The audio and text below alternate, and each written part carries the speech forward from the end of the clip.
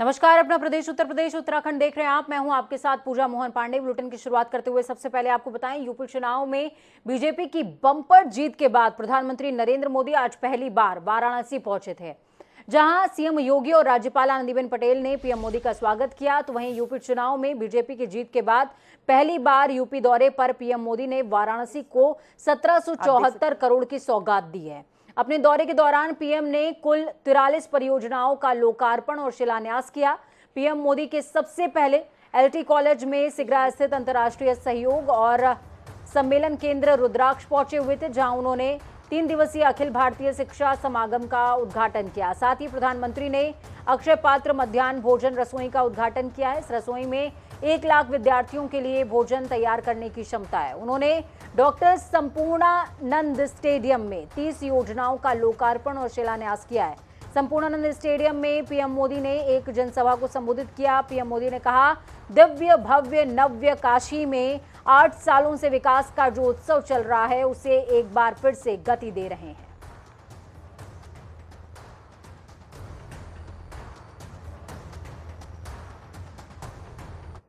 बीते वर्षों में वाराणसी सहित पूर्वांचल के अनेक खिलाड़ियों ने अंतर्राष्ट्रीय स्तर पर अच्छा प्रदर्शन किया है। सरकार का यह निरंतर प्रयास है कि ओलंपिक स्पोर्ट्स से जुड़े हर खेल की आधुनिक सुविधाएं हमारे काशी में तैयार हो। आज जिस स्टेडियम पर हम ये जनसभा कर रहे हैं, वो बहुत ही जल्द विश्व स्तरीय सुविधाओं से लैस होने वाला है। 6 दशक पहले बने स्टेडियम में 21वीं सदी की सुविधाएं तैयार की जाएगी। यहां 20 से अधिक गेम्स के लिए अल्ट्रा मॉडर्न इंडोर सुविधाएं होगी। बेहतरीन training setup, fitness centre, hostel जैसी व्यवस्था यहां मिलेगी। बच्चों के लिए किड्स जोन भी होगा, ताकि उनमें स्पोर्ट्स को लेकर, फिटनेस को लेकर उत्साह बने। कम उम्र में ही उनका प्रोफेशनल खेलों की तरफ रुझान बढ़े। ये पूरा कॉम्प्लेक्स आधुनिक सुविधाओं के साथ साथ पैरा गेम्स के भी अनुकूल होगा। Doctor Bhimrao Ambedkar sports complex में एथलेटिक्स और बास्केटबॉल की आधुनिक सुविधाओं से भी युवा खिलाड़ियों को बहुत मदद मिलेगी। भाइयों और बहनों, काशी के अनवरत विकास की ये धारा गंगा जी की तरह ऐसे ही अविरल बढ़ती रहे, इसके लिए हम सभी को प्रयास करना है। हां, काशी की, गंगा जी की स्वच्छता का जो संकल्प हमने लिया है, उसे कभी भी भूलना नहीं है। तो वहीं राजधानी लखनऊ पहुंचे विपक्ष से राष्ट्रपति पक्ष के उम्मीदवार यशवंत सिन्हा। इस दौरान सपा के राष्ट्रीय अध्यक्ष अखिलेश यादव ने उनका एयरपोर्ट पर स्वागत किया। इस बीच यशवंत सिन्हा सपा के कार्यालय पहुंचे, जहां पर उन्होंने सपा नेताओं से मुलाकात की। इस दौरान यशवंत सिन्हा ने बीजेपी पर जमकर निशाना साधा। उन्होंने कहा कि अफसोस होता है कि अटल जी पार्टी कहां से कहां उनकी पार्टी पहुंच चुकी है। पीएम मोदी अक्सर घटनाओं पर चुप रहते हैं। संविधान की मर्यादा खत्म हो गई है और मूल्यों की अवहेलना की जा रही है। सिन्हा ने आगे बात करते हुए कहा कि इस बार का राष्ट्रपति चुनाव असाधारण है। समाज 2-3 भागों में बंट गया है। कोई किसी को समझाने की कोशिश नहीं कर रहा। उन्होंने कहा कि अगर मैं राष्ट्रपति चुना गया तो संविधान के प्रति केवल संविधान जवाबदेह रहेगा। यशवंत सिन्हा ने धारा 370 और सीए के जिक्र करते हुए सरकार से सवाल किया कि इन मुद्दों पर पता नहीं कब सुनवाई होगी। यशवंत सिन्हा ने दावा करते हुए कहा है कि अगर भारत की सरकार कुछ ऐसा कर रही है कि प्रजातंत्र का हनन हो रहा है या चुनी गई सरकार गिराने का काम हो रहा है, ऐसे में राष्ट्रपति का कर्तव्य है कि वो उसे रोके। मैं इसे रोकूंगा। हमारे देश को समय समय पर राष्ट्रपति मिले हैं और इस समय देश जिन हालातों से गुजर रहा है, ये आदरणीय यशवंत सिन्हा से बेहतर कोई प्रत्याशी नहीं हो सकता। देखने को और देखने आने को आंकड़े तो हैं सरकारों के पास, लेकिन सरकारें खोखली सी हैं उस स्थान पर बैठ करके सरकार को दिशा दिखाने के लिए और कॉन्स्टिट्यूशन जो हमारा संविधान है उस संविधान के रास्ते पे चलाने के लिए इनसे बेहतर मैं समझता हूं आज प्रत्याशी कोई नहीं है। इसलिए हमारी पार्टी और हमारी पार्टी के साथ बहुत सारे और दल भी आपका समर्थन करेंगे। मैं एक बार फिर आपका बहुत बहुत स्वागत करता हूं, बहुत बहुत बधाई देता हूं। इस पद की लड़ाई के लिए आपने जो स्वीकार किया उसके लिए बहुत बहुत बधाई आपको। अभी कुछ नहीं है भाई। आनंद साहब, बहुत दिनों बाद आज आप पार्टी कार्यालय पहुंचे, कैसा लगा आपको? आप बताइए आपको कैसा लग रहा है? बहुत कार्यकर्ता जोश से भरे हुए नजर आ रहे हैं हमें तो। अगर अभी जेल से न छूटे होते तो अभी ना आते। तो इसमें बहुत दिन कहाँ हुए। यशवंत सिन्हा जी आए थे, राष्ट्रपति का चुनाव लड़ रहे हैं। आपको भी मालूम है, मुझे भी मालूम है। आप रिपोर्ट करेंगे, हम वोट करेंगे। अब्दुल्ला आजम से आज 6 घंटा पूछताछ हुई है, ईडी ने पूछताछ। ईडी की पूछताछ हुई थी। क्या कर सकते हैं? तंजीम फातिमा जी को भी ईडी ने तलब किया है। मेरी मरी माँ को भी कर सकते हैं। जब उन पर मुकदमे हो सकते हैं मरी माँ पर, तो ये भी हो सकता है। लोकतंत्र है ना। देखिए आनंद साहब है, साफ तौर पर कह रहे हैं कि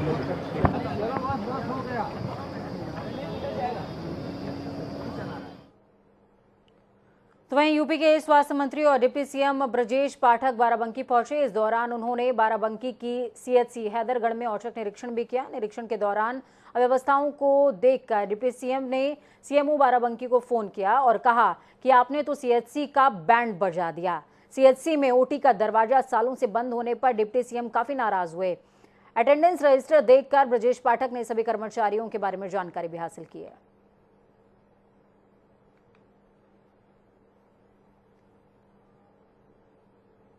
तो वहीं जल्द ही सावन का महीना शुरू होने वाला है और सावन के महीने में आने वाली शिवरात्रि भी बड़ा महत्व रखती है, जिसमें हरिद्वार से लेकर गाजियाबाद और अन्य जिलों तक शिव भक्त गंगा जल कांवड़ में लेकर आते हैं, जिसके मद्देनजर आज लोनी नगरपालिका अध्यक्ष रंजिता धामा और अधिशासी अधिकारी कृष्णकांत भड़ाना ने कांवड़ मार्ग का निरीक्षण करते हुए खामियों को लेकर अपने अधीनस्थों को दिशा निर्देश दिए। शिव भक्तों को किसी तरह की परेशानी न उठानी पड़े, इसके लिए रंजिता धामा ने कहा कि समय समय पर मैं खुद कांवड़ शिविरों में सेवार्थ उपस्थित रहूंगी और किसी भी तरह की परेशानी लोनी के सीमा में बोले के भक्तों को न झेलनी पड़े, इसके लिए हम प्रयासरत रहेंगे। के बढ़ाना जी और जय पंकज गुप्ता जी पूरी और नगर पालिका की टीम भंडारी जी के साथ हमने मिलकर पूरा सेवा धाम से लेकर और यहाँ तक इसका निरीक्षण किया है, क्योंकि कांवड़ यात्रा 13 तारीख से शुरू होने वाली है और किसी भी तरह की शिव भक्तों को कोई परेशानी ना हो, इसके मद्देनजर यहाँ की जो व्यवस्था है उसका जायजा लिया गया है कि जो भी खामियां यहाँ पर इस रोड पर है हम और बढ़ाना जी गुप्ता जी सभी मिलकर अपने संयुक्त प्रयास से इस व्यवस्था को दुरुस्त कराने के लिए ही आज यहाँ का निरीक्षण हैं कि आगामी जो है कांवड़ के शिवरात्रि का मेला शुरू होने वाला है, जिसकी कांवड़ वहाँ से 12 तारीख में उठेगी और जो हमारे क्षेत्र में 15 तारीख तक पहुँचने की उम्मीद है। उस 15 तारीख को देखते हुए आज मैं और चेयरमैन साहिबा और हमारे जितने भी नगर पालिका के इंजीनियर वगैरह हम सभी लोग आज पूरा लेके टिल्ला मोड़ से और पूरा हमने लोनी बॉर्डर थाने का ये एंड जहाँ हम लोग खड़े हुए हैं यहाँ तक का पूरा निरीक्षण किया है। वहीं लखनऊ में महिला एवं बाल विकास मंत्री बेबी रानी मौर्य ने अपने विभाग के 100 दिनों के कार्यों का लेखा जोखा साझा किया। इस दौरान उन्होंने विभाग के 100 दिनों के कार्यों की उपलब्धियों को गिनाया। उन्होंने कहा 100 दिनों में 1,40,000 बालिकाओं को मुख्यमंत्री कन्या सुमंगला योजना से लाभान्वित किया गया। इसके साथ ही 50,000 नवीन पात्र महिलाओं को निराश्रित महिला पेंशन योजना से हमने सीधे जोड़ा है। आगे उपलब्धियां गिनाते हुए कहा कि प्रधानमंत्री के डिजिटल इंडिया अभियान को आगे बढ़ाने के मुख्यमंत्री बाल सेवा योजना और मिशन वात्सल्य योजना के वेब पोर्टल का निर्माण और संचालन हमने तेज कर दिया है। इसके साथ ही मंत्री बेबी रानी मौर्य ने महिलाओं के सशक्तिकरण को लेकर किए गए कार्यों को भी गिनाया है। राष्ट्रपति चुनाव के लिए 18 जुलाई को वोटिंग होनी है, लेकिन सब तेज हो गई है। एनडीए और विपक्षी दल की लामबंदी तेज हो गई है। यहीं पे बसपा मुखिया मायावती। लखनऊ में कारागार मंत्री धर्मवीर प्रजापति प्रेस वार्ता करते नजर आए। इस दौरान उन्होंने कारागार विभाग के 100 दिनों के कार्यों को गिनाया है। कारागार मंत्री ने कहा कि विभाग के 22 कार्य 100 दिन में हमने किए हैं। जेल की 23 पाठशालाओं को आधुनिक किया गया। आजीवन कारावास को लेकर नए शासनादेश में 1200 बंदी छोड़े जाने थे, जिसमें से 500 को हमने छोड़ दिया है। आगे जानकारी देते हुए कहा कि कारापाल उप कारापाल के प्रमोशन को 100 दिनों में पूरा किया गया है। इसके साथ ही कारागार मंत्री ने बताया कि बंदी माताओं के साथ जेल में रह रहे बच्चों को शिक्षा की व्यवस्था दी गई। उन्होंने बताया कि जेल में सकारात्मक माहौल के लिए गायत्री मंत्र और मृत्युंजय मंत्र का उच्चारण शुरू कराया गया। इस दौरान उन्होंने पूरी फेहरिस्त गिनाई है। कारागार विभाग के सभी अधिकारी कर्मचारियों का धन्यवाद करता हूं कि उन्होंने आदरणीय मुख्यमंत्री जी की इच्छा के अनुसार 100 दिन की जो कार्य योजना थी उसको क्रियान्वयन करने में अपना जो योगदान दिया है उसके लिए मैं उनका धन्यवाद करता हूं। और कारागार में हम लोगों ने 22 आंशिक रूप से जो कार्य हुए हैं, निर्माणाधीन जेल कारागार प्रयाग का निर्माण कार्य वर्तमान में लगभग 92% पूर्ण हो गया है। इटावा की जेल में बिजली का काम शेष है, जो उसे पूर्ण करने की प्रक्रिया में हम लोग काम कर रहे हैं।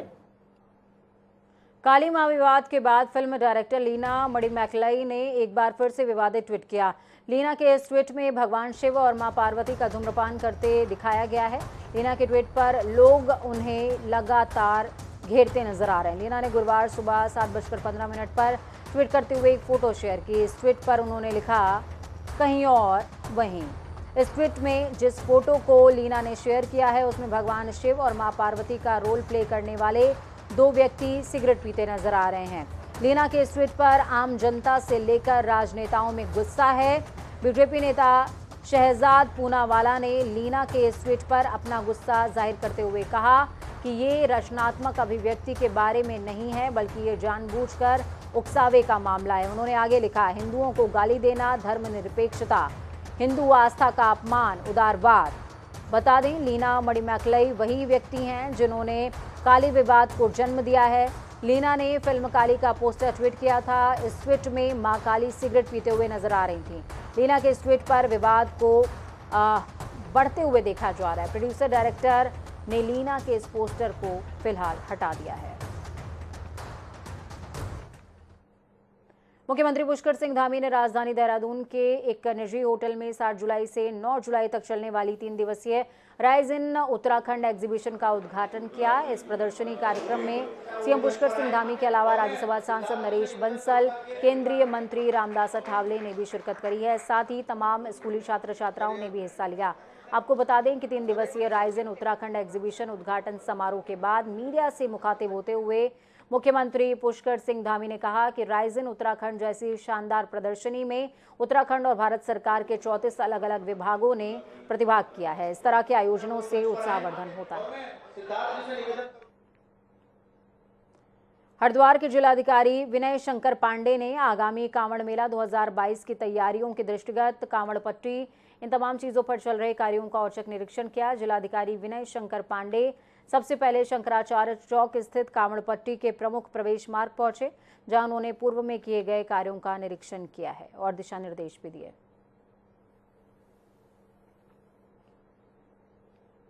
तो चलिए फटाफट अंदाज में 525 अहम जिलों का रुख करेंगे।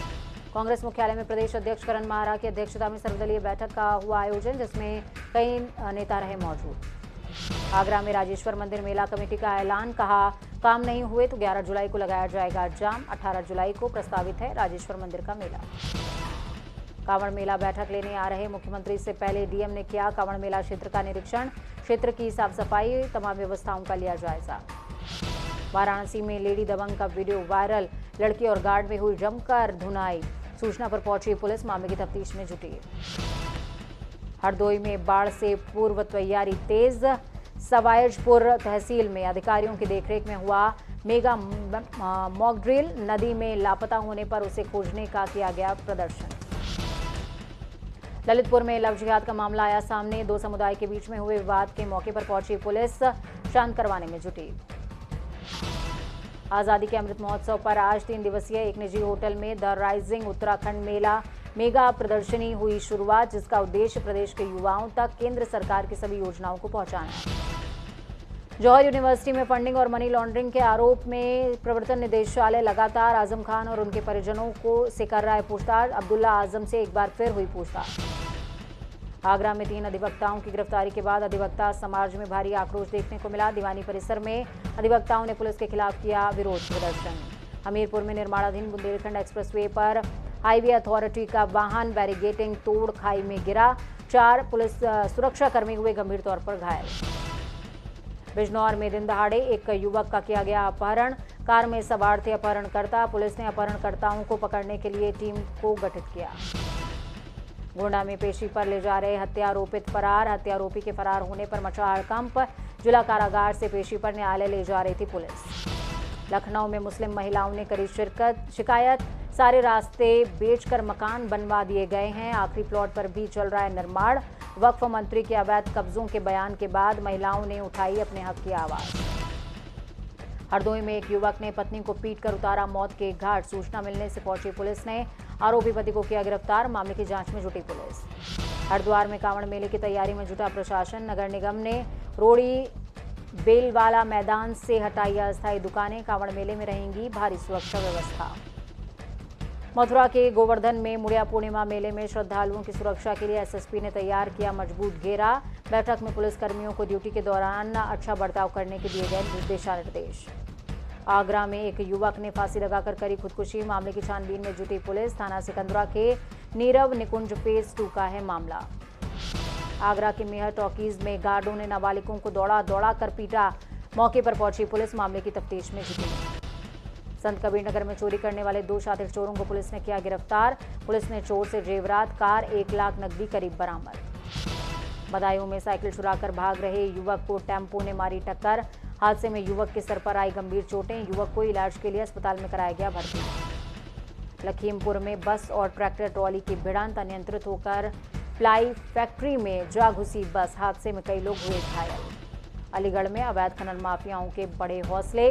पुलिस खनन माफियाओं को पकड़ने में नाकाम। ग्रामीणों की शिकायत पर नहीं होती है सुनवाई। मिर्जापुर में 62 साल के किसान की बिजली के खंभे में उतर रहे करंट की चपेट में आने से मौत। परिजनों में मचा कोहराम। आगरा में हैंडपंप लगाने के नाम पर प्रधान पति मांग रहा खुलेआम रिश्वत मांगने का ऑडियो सोशल मीडिया पर धड़ल्ले से हो रहा है वायरल। मेरठ में 2 बड़ी ब्रांडेड कंपनियों के नकली जूते बेचने की सूचना पर पुलिस ने करी छापेमार कार्रवाई। भारी तादाद में नामी कंपनी के जूते किए बरामद।